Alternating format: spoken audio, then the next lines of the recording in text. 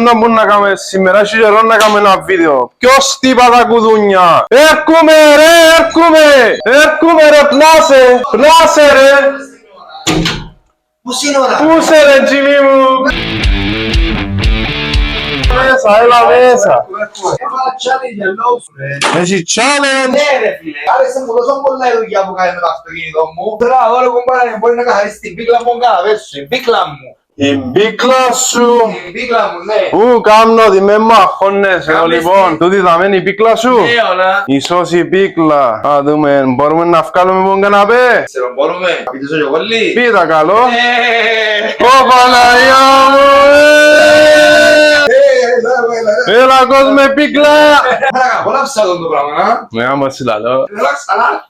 Δεν μπορώ. Έγινε χτυκιό. Εχτυκιό. Έφανω καναπέ στην πίκλα μου, ρε.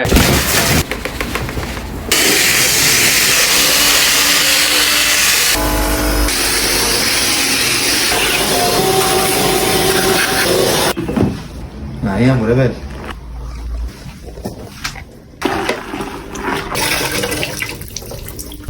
Μπορείτε να βρείτε το εστιατόριο του Jimmy του Πίκλα για το πιο πελό street food στη λαϊκή γειτονιά Λάρνακας. Και με εξιάσετε να πιάτε την πίκλα του.